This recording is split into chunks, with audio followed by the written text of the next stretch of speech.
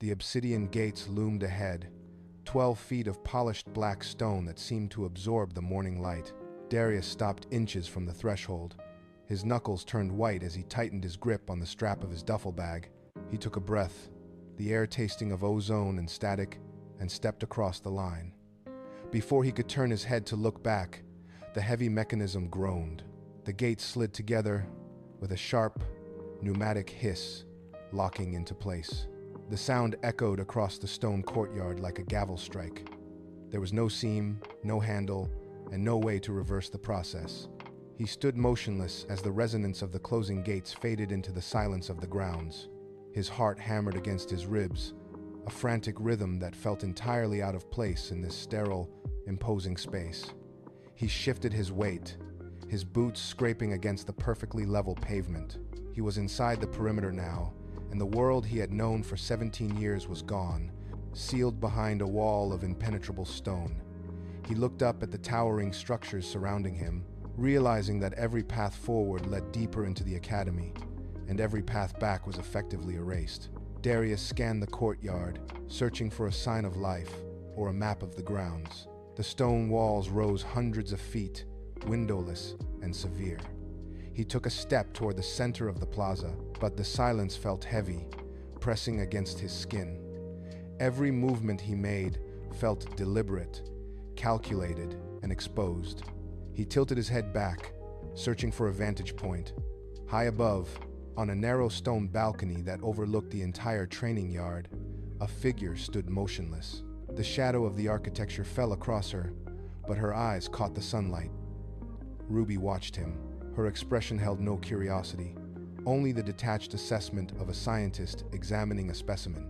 Darius froze as her gaze locked onto him. He felt the weight of her focus, a sharp, invasive pressure that made his breath hitch. He tried to look away, to find an exit or a shadow to retreat into, but her eyes followed his every twitch. She did not blink. She did not gesture. She simply stood there, cataloging his reaction, measuring his pulse, and waiting for him to break. The academy was not just a school, it was an experiment, and he had just become the primary subject under the microscope. Beside the balcony, the air shifted as Elwyn stepped toward the central console. His hands moved with practiced speed, adjusting the cooling fans that whirred in a constant, low-frequency hum. The Lolly supercomputer sat at the heart of the room, a massive array of glass and circuitry that occupied the entire wall. As Elwyn tapped the final sequence into the interface, the device ignited.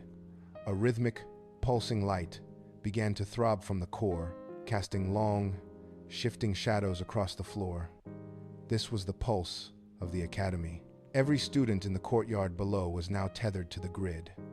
A holographic map materialized above the desk, projecting thousands of microscopic light points.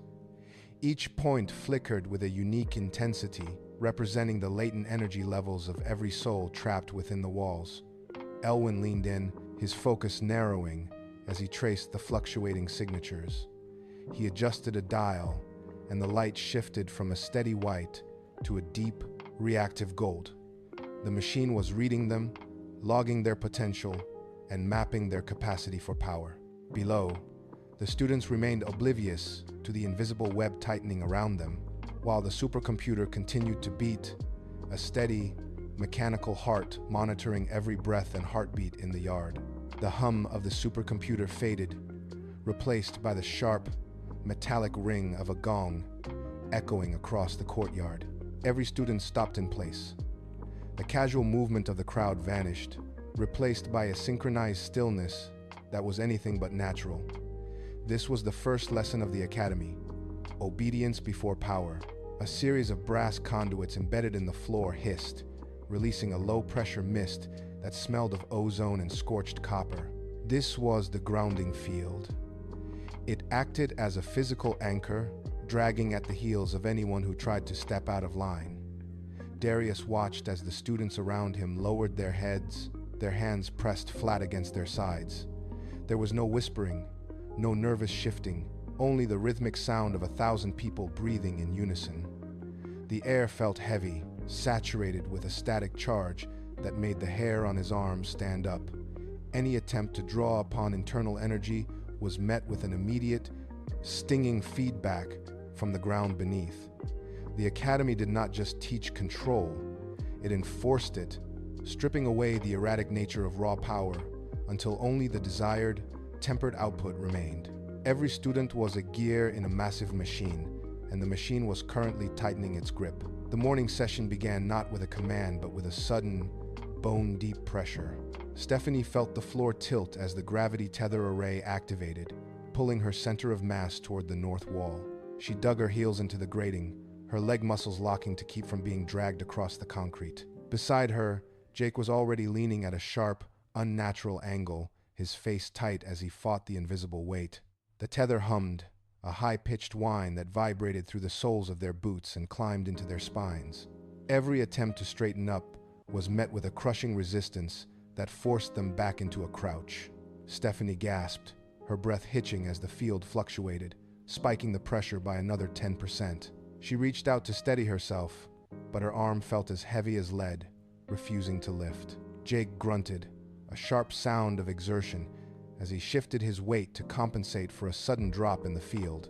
They were trapped in a loop of constant adjustment. Sweat beaded on their foreheads, dripping onto the floor and evaporating instantly in the heat of the friction. Their bodies were no longer their own. They were subjects of the machine, pushed to the edge of physical failure with every passing heartbeat. The gravity tether arrays clicked off, but the relief was instantaneous and cruel. Before the students could draw a full breath, the floor plates shifted again. Thin, silver filaments rose from the gaps, snaking toward the students like living wire. This was the grid tether phase. Darius felt the filaments latch onto his skin, a cold, biting sensation that signaled the start of the extraction. The academy did not allow students to hold their own power. Every spark of latent energy was pulled from their veins, channeled directly into the school's sprawling, subterranean grid. Stephanie slumped forward, her knees hitting the metal floor as the pull intensified. She felt hollow, the warmth of her own potential being stripped away like water down a drain. Beside her, Jake's hands shook uncontrollably as his glow faded into the floorboards. The air in the training hall turned frigid. There was no recovery period. The grid hummed with a greedy, pulsating light. Fed by the exhaustion of the rows of students standing in the dark, their muscles ached, but the deeper pain was the sudden, dead weight of their own drained reservoirs. They were being hollowed out to power the very walls that imprisoned them, left shivering and drained as the machines continued their relentless, rhythmic harvest. The drainage process ended with a sharp, pneumatic hiss. Before the students could recover their balance, the floor plates illuminated with a grid of neon light. This was the tactical simulation chamber. Above the arena, a massive terminal flickered to life, displaying a series of live data streams. Every student was now a set of coordinates, their magical output measured in kilowatt seconds. The objective was simple: defend the central node against incoming waves of simulated pressure. Darius stood at his designated sector, his hands still trembling from the previous ordeal. He saw his ranking scroll across the interface, a low, blinking number that demanded improvement. Beside him, Stephanie adjusted her stance, her eyes locked on the projected threat vectors. The simulation was not just a test of stamina, it was a ruthless audit of efficiency. If output dipped, the penalty was immediate. A harsh, electronic chime sounded throughout the hall, signaling the start of the engagement.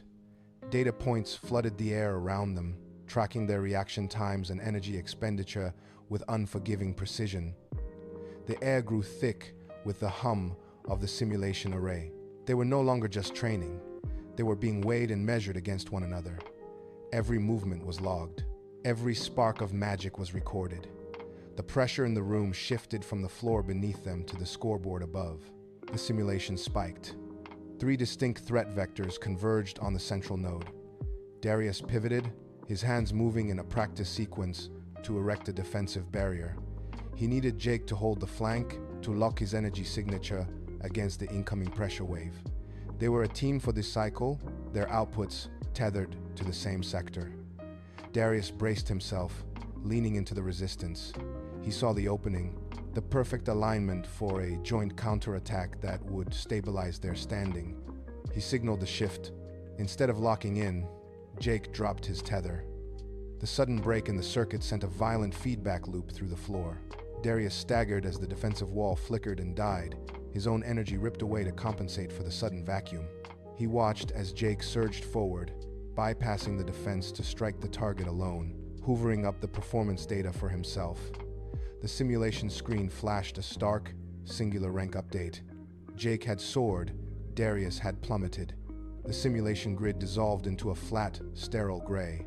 Darius stood in the center of the arena, his breath ragged, the smell of ozone thick in his lungs. He looked at Jake, who did not even glance back, his eyes fixed on the terminal as he calculated the points he had stolen. The simulation chamber remained silent, save for the cooling fan cycling down. Darius did not move. He stared at his hands, watching the faint, residual sparks of static dance across his knuckles. The data on the board was final. Jake had gained nearly 50 points in that single, selfish cut. Darius felt the heat of the encounter still radiating from the floorboards. He looked over at the other students drifting toward the exit, their movements cautious and isolated. He realized then that the academy did not care about team stability. It cared about individual survival metrics. Every person in this room was a competitor, not a partner. He wiped the sweat from his forehead, his jaw tight. Trusting Jake had been a tactical error, and he would not make it again. He watched Jake walk toward the locker room, his stride arrogant and measured. Darius tightened his grip on his bag, the leather groaning under the pressure. The path to graduation was no longer just about passing the tests. It was about outmaneuvering those standing beside him. He turned away from the terminal, his eyes narrowing as he scanned the other students. Survival meant eyes on everyone. He took his first step toward the exit, his pace deliberate and heavy. The mess hall was a cavernous space of echoing metal and harsh lighting. Darius moved through the crowd, his senses heightened, tracking the flicker of static that seemed to cling to the air like humidity. Every table was a cluster of hushed conversations and sharp, analytical glances. He saw Jake 3 rows ahead, leaning back in his chair, gesturing with a half-eaten ration as he laughed with a group of top-tier students. The sound of his voice cut through the background noise like a jagged blade. Darius felt the muscles in his neck tighten. He kept his stride steady, ignoring the trays clattering against the steel tables. The energy grid hummed overhead, a rhythmic pulse that felt closer to a warning than a convenience. He could feel the static dancing across his skin, a byproduct of the pent-up tension in the room. He reached the end of the aisle and stopped. The air here was heavy, charged with the collective frustration of students who knew they were being measured against one another. He watched Jake take a bite of his food, oblivious or indifferent to the eyes burning into his back.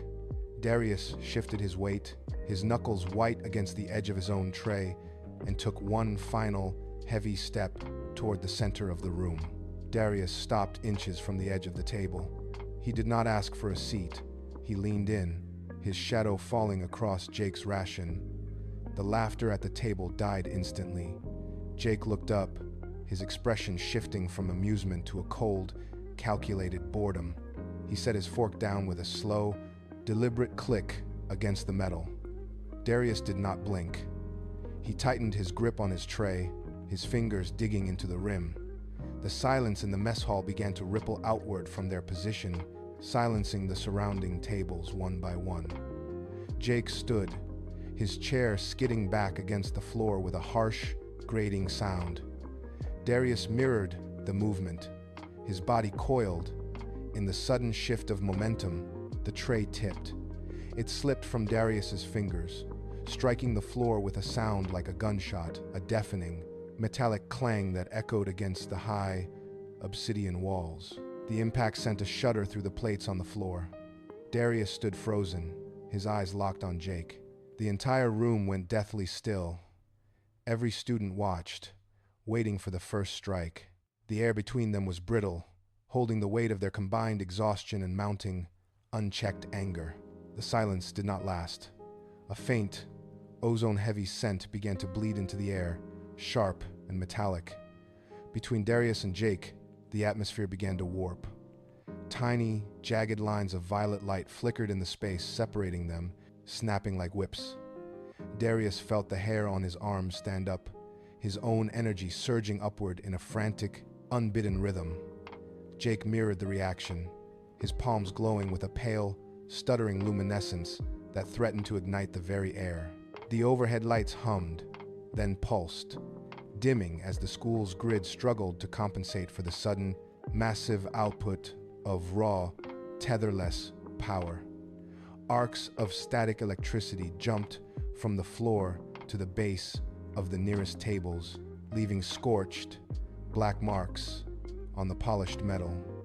Students in the front row scrambled backward, their boots sliding against the floor as the temperature in the room climbed rapidly. A chair near the pair disintegrated, the wood splintering into dust under the sheer pressure of the building discharge. The floorboards vibrated, a low-frequency rumble that shook the cutlery in the trays. Darius and Jake remained locked in place, their breathing ragged, while the air around them crackled with the sound of a gathering storm. They were no longer just holding ground, they were becoming a conduit for a surge the academy was never meant to contain. A sudden drop in temperature swept through the mess hall, extinguishing the violet arcs of light before they could ignite the surrounding air. The heavy, pressurized atmosphere collapsed as a sharp, rhythmic tapping of boots echoed against the obsidian floor. Ruby walked toward the center of the room, her movements measured and devoid of haste. She did not look at the students, she looked through them. As she passed, the scorched tables stopped vibrating. The ozone scent vanished, replaced by the faint, clinical smell of sterile ozone. Darius felt his own energy reserves snap back into place, forcibly tethered by a secondary pulse radiating from the academy floor. Beside him, Jake's hand stopped glowing, the pale light dying instantly under the weight of Ruby's approach. She came to a halt, exactly 3 feet from the shattered remains of the chair. She did not raise her voice, yet the sound carried to every corner of the room. She turned her head slowly, her gaze fixing first on Darius, then on Jake. She gestured toward the exit, a single sharp motion of her hand that left no room for debate. The students who had been watching in terror scrambled to clear a path. The air felt thin and cold, stripped of all momentum. Ruby waited, her posture perfectly still, until the 2 boys dropped their hands and lowered their heads. Ruby did not speak as she led them through the labyrinthine corridors of the lower level. Her boots clicked against the stone with precise, echoing rhythm. Darius and Jake followed, the distance between them maintained by a sharp, unspoken tension. They reached the end of the hall, where a circular portal of reinforced steel stood waiting. Ruby scanned her hand against the interface, and the massive doors hissed open, revealing a cavernous, dark room that stretched into the shadows. She ushered them inside and stepped back, the blast doors sliding shut with a final, heavy thud. The room was not empty for long. The floor beneath their feet groaned, the obsidian panels sliding and reconfiguring into an uneven, jagged landscape. Above, hidden projectors hummed, bathing the chamber in a flickering, harsh blue light that distorted their depth perception. Darius stood his ground as a wall of synthetic gravity pushed down on him, forcing him to plant his feet wide to maintain balance. Jake stumbled, his hands instinctively grasping for support, but the floor dropped away beneath him, leaving him teetering on a narrow ledge. A voice resonated from the walls, clinical and devoid of human warmth. The simulation had begun. The walls contracted, narrowing the space until there was nowhere left to run. They were trapped in a cage of shifting geometry, and the test was already pushing them to their breaking point. A translucent wall of shimmering violet light materialized between the shifting pillars, pulsing with erratic, jagged energy. It was failing. The barrier rippled like water under a gale, threatening to dissolve entirely. Darius reached out, his palm pressing against the surface, but the feedback threw him backward. His skin felt scorched by the friction of raw power. Across the gap, Jake gritted his teeth, his arms shaking as he tried to stabilize the flow alone. The floor rattled violently. A sharp, mechanical siren cut through the chamber. It was not enough. They needed a circuit. Darius lunged forward, ignoring the gravity pressure, and grabbed Jake's forearm. The connection was instantaneous and agonizing. A surge of white-hot static raced through their joined hands, forcing their breathing into a shared, ragged rhythm. They were no longer two individuals. They were a conduit for the Academy's grid. As they locked their stances, the barrier ceased its violent flickering, solidifying into a rigid, humming shield. The strain pulled at their muscles, a constant, draining ache that threatened to snap their grip. Neither dared to pull away. They stood locked in a desperate, silent stalemate, holding the fractured reality together by the sheer force of their combined will. The violet light of the barrier vanished, replaced by the sterile, dim glow of the simulation chamber. Darius and Jake slumped against the cold obsidian walls, their breath hitching in the sudden silence. Above them, the overhead lights flickered once and steadied. They assumed the test was over. They were wrong. Beneath the foundation of the Academy, deep in the bedrock where the heavy machinery resided, a low-frequency vibration began to rattle the pipes. In the central control hub, Elwyn stood frozen before the Lolly supercomputer. The rhythmic, pulsing light that mapped the energy levels of the school suddenly surged. The soft blue glow vanished, replaced by a harsh, blinding crimson that bathed the control room in blood-colored light. A series of sharp, rapid pings echoed through the subterranean chamber, increasing in tempo until they merged into a single, continuous wail. Elwyn's fingers flew across the input interface, trying to isolate the source of the anomaly, but the data feed was overwhelming. A massive, jagged heat signature appeared on the edge of the sensor grid. It was moving fast, cutting through the atmosphere with terrifying velocity. Elwyn stared at the screen, his jaw tight, as the machine began to print a stream of emergency diagnostics that defied every known protocol. The Academy was no longer just observing. It was being hunted. Elwyn did not hesitate. He swiped his clearance key across the secondary terminal, forcing the system to bypass the firewall. The screen flickered, dumping raw, encrypted files onto the display. These were not administrative logs. They were fossil records and thermal schematics buried beneath layers of digital obfuscation. He keyed in a decryption sequence, his hands moving with frantic precision. The monitor cleared, revealing high-resolution imagery of winged silhouettes caught in mid-flight against a volcanic backdrop. These were not the bedtime stories taught to the students. They were apex predators, documented in ancient texts as the architects of destruction. Elwyn scrolled through the time-stamped entries, his eyes scanning the biological analysis of their heat-generating cores. Every myth the Academy dismissed as folklore was proven true in these hidden archives. The data confirmed a terrifying reality. The creatures were not dormant. They were migrating. He tapped a command to overlay the current sensor feed with the historical migration patterns. The results were undeniable. The patterns matched perfectly. He leaned back, the screen casting a pale, sickly light across his face as the truth settled in his chest like lead. The Academy was built on a lie, and the architects had known the end was coming all along. The terminal display pulsed with a sickening, rhythmic frequency. Elwyn watched as the first ghost signature bloomed on the edge of the perimeter, a faint, flickering smudge of heat that defied the cooling currents of the upper atmosphere. He widened the scan range, his breath hitching as the screen populated with more. They were not alone. A dozen, then 20, then 100 heat blooms appeared, creeping inward like ink spreading through water. These were moving in a disciplined formation, slicing through the sensor range with cold, predatory intent. Each signature was massive, radiating temperatures that pushed the Academy's cooling systems to their absolute limits. The pings from the sensor array grew more frantic, a chorus of digital warnings that signaled their steady encroachment. The gap between the Academy and the outer perimeter vanished. Every second, the gap narrowed, the ghosts drawing closer to the walls with terrifying, rhythmic momentum. Elwyn reached for the emergency manual override, his fingers trembling. Outside, the air itself seemed to grow heavy, the pressure building until the Academy's exterior shield began to emit a low, metallic groan in anticipation of the impact. They were no longer waiting for a threat. The threat was at the gate. Elwyn hit the override switch, and the Academy's internal communication grid flared. Within minutes, the secure briefing room was full.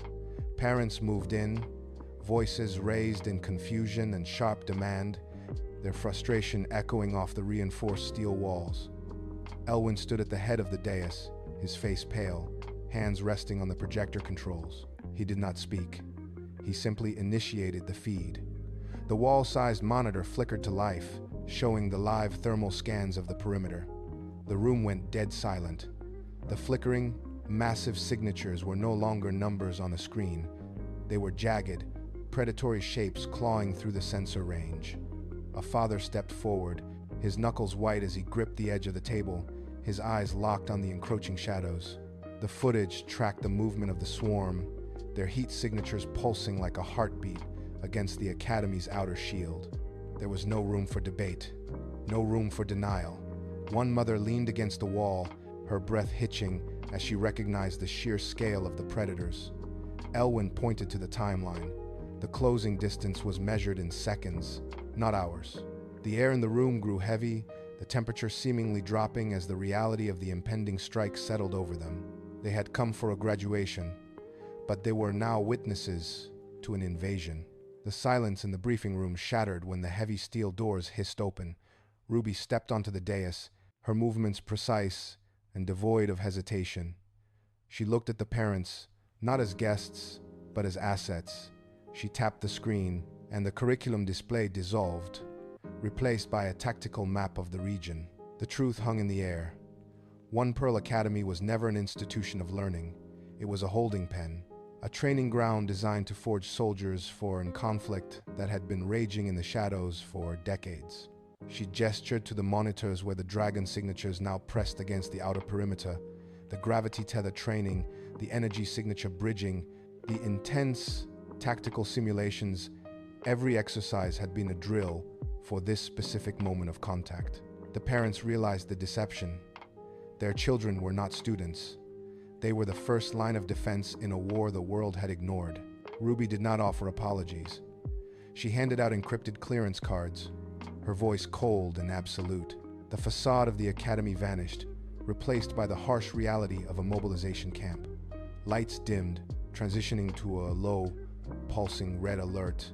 The walls of the facility began to hum as the defensive systems shifted from passive monitoring to active combat protocols. The war had not arrived. It had been waiting for them to be ready. The simulation chamber shifted. The gravity tethers tightened around the students' wrists, glowing with a harsh, violet light. Ruby stood by the control console, her fingers flying across the interface, ramping the resistance to maximum. Stephanie stumbled as the floor beneath her surged, the weight of the gravity field pulling her toward the metal grating. Jake gritted his teeth, his arms trembling as he struggled to maintain his tether connection to the grid. Sparks showered from the overhead conduits, smelling of ozone and burning insulation. Darius hit the ground, the force of the simulated pressure pinning him down, his chest heaving as he fought for oxygen. The Academy's sensors screamed in the background, a high-pitched, rhythmic whine that signaled the tether output was nearing a critical overload. The floor plates buckled, groaning under the immense strain of the energy transfer. Ruby did not flinch. She pushed the dial further. Every student was pushed to the brink of collapse, their muscles seizing, their focus narrowing until there was nothing but the searing heat of their own power. The simulation was no longer a test, it was a grinder. Each time they attempted to stabilize, the system spiked the difficulty, demanding more output than they had ever been trained to give. They were gasping, sweating, and failing, yet the machine demanded they continue. The simulation spiked again.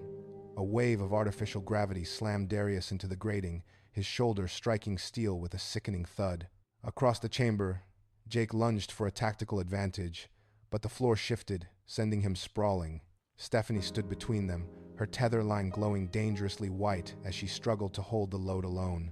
The system registered their lack of coordination and surged, doubling the pressure.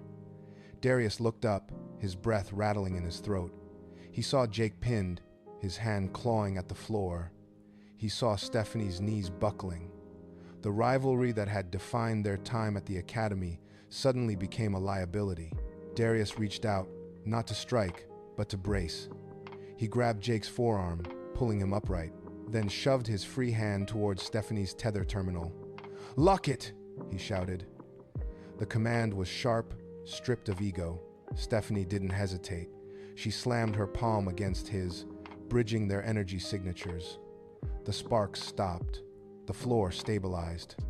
They stood back to back, their tethers humming in a single, shared frequency. The simulation continued to push, but the load was now distributed, balanced between the three. They did not look at each other, but their movements synced. The internal friction that had nearly destroyed them seconds ago evaporated, replaced by the rigid, mechanical necessity of survival. The chamber walls continued to vibrate, but the students held their ground, a unified front against the encroaching system. The simulation chamber became a feedback loop of pure energy. Darius, Stephanie, and Jake stood motionless, their wrists locked in a triangular tether array. The air around them began to ionize, turning the shadows into sharp, violet-edged silhouettes. When the system pushed a pulse of resistance, they did not fight it individually. They leaned into the pressure as one. Darius felt the shift in Stephanie's pulse through their shared link, a rhythmic vibration that matched his own heartbeat. Jake adjusted his stance, his feet sliding across the metal plates with a precision that mimicked a single organism. The individual sparks of static that had plagued their earlier efforts vanished, replaced by a steady, low-frequency hum that vibrated through the floorboards. The Academy's grid sensors flared, struggling to differentiate between the three distinct signatures. They were becoming a single node. The light in the room stabilized, casting a flat, clinical glow over their faces. Every inhalation was timed. Every shift of weight was calculated to offset the others. The simulation terminal displayed a flat line of perfect balance. There was no longer a lead, no longer a follower. There was only the resonance. The hum grew, filling the chamber until the very walls resonated with the frequency of their unified power, a sound so precise it was almost silent. The simulation chamber shifted to high-intensity mode, projecting targets that moved at impossible speeds. Darius, Stephanie, and Jake did not hesitate. They moved as a single organism, their limbs tracing identical arcs of kinetic energy. When a target appeared to the left, Darius pivoted, while Stephanie and Jake provided the necessary counterpressure to anchor his strike. The teamwork was flawless. They navigated the shifting terrain of the chamber without a single misstep, their energy signatures weaving together into a dense, protective web. Above the floor, Ruby leaned against the railing, her fingers tracing the glass of the observation deck. She did not blink. Beside her, Elwin watched the lolly computer, his hands hovering over the controls as the readouts pegged into the red. The energy output was no longer just stable, it was overwhelming the system. The three students executed a final, complex rotation that left the holographic targets shattered in their wake. They landed in a perfect triangle, their breathing synchronized, their focus absolute. Silence filled the chamber. Ruby pushed away from the balcony, her eyes narrowing as she studied the screen. Elwin stared at the display, his jaw set, unable to find a fault in the data.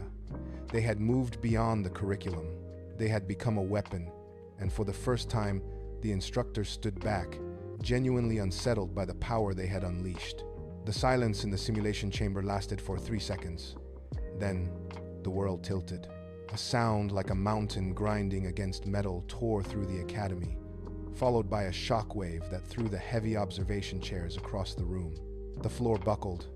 Dust rained from the ceiling, choking the air as the lights flickered and died.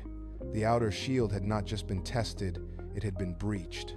A second impact hit, deeper and more violent than the first, causing the obsidian gates to groan under the sheer pressure of the assault. Alarms began to blare, a dissonant, screeching cycle that echoed through the corridors. Students outside the chamber screamed as the gravity tether grids short-circuited, sending arcs of white electricity dancing across the walls.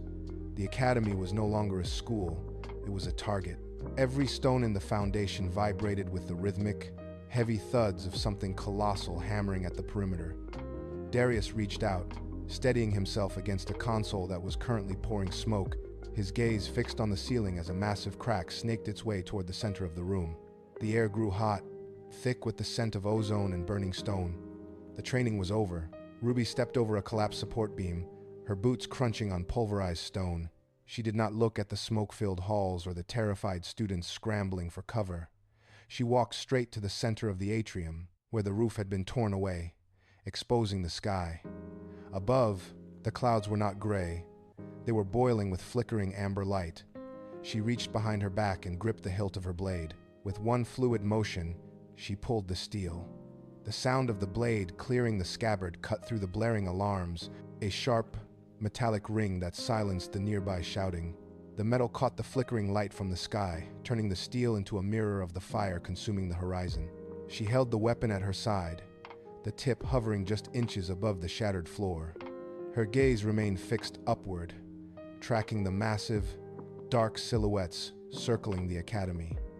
She did not raise her voice, yet her presence drew every eye in the room. She turned, her movements precise and devoid of hesitation, looking toward the students who had gathered behind her. She did not offer comfort. She simply held the blade out, point toward the breach in the wall, and took a single step forward into the heat.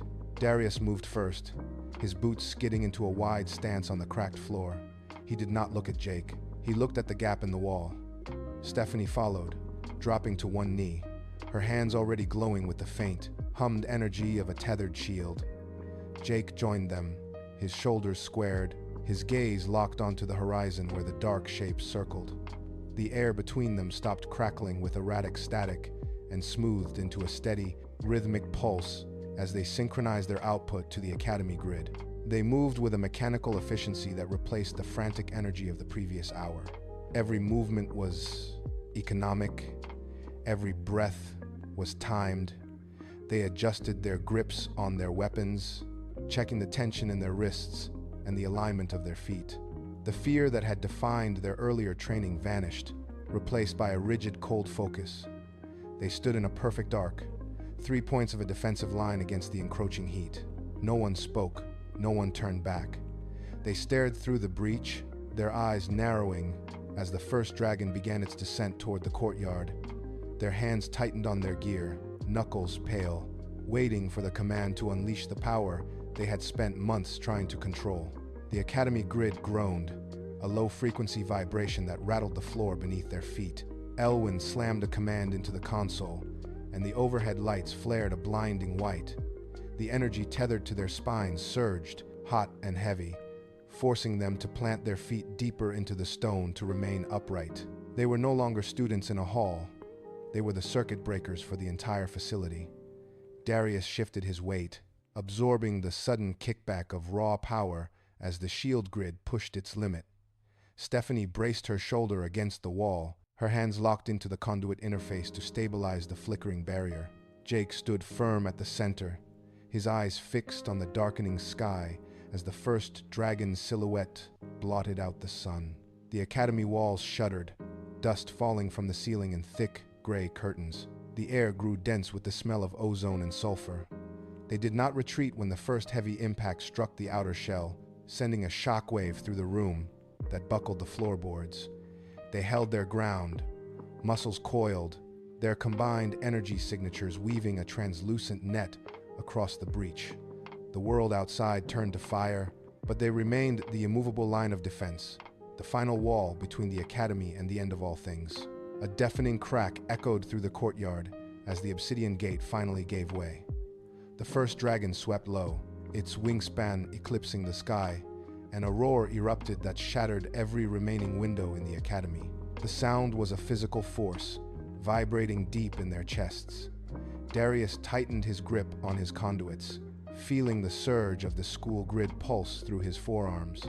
Beside him, Stephanie and Jake mirrored his posture, their feet locked into the stone to anchor the defensive output.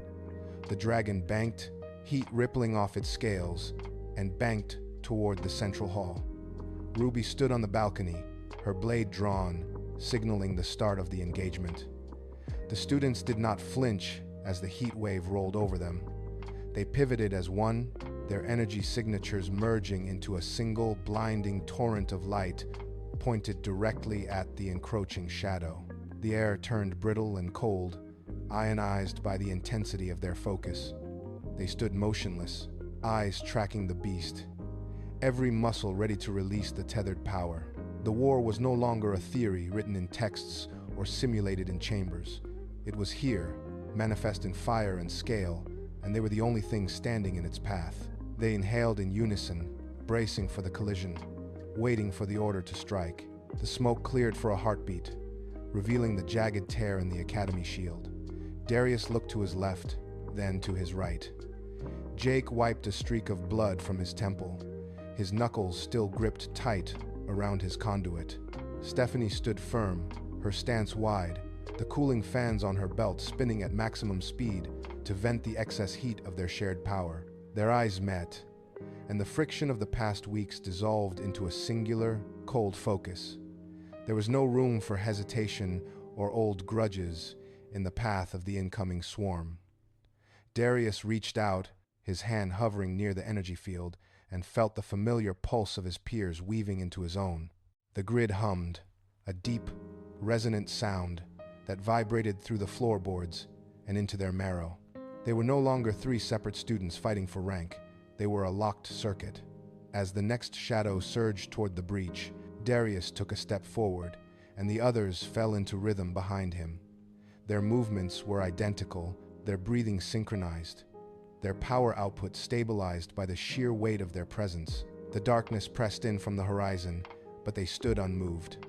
The weapon was not the school grid, nor the blade in Ruby's hand. It was the absolute, unbreakable line they formed, ready to hold the line until the end.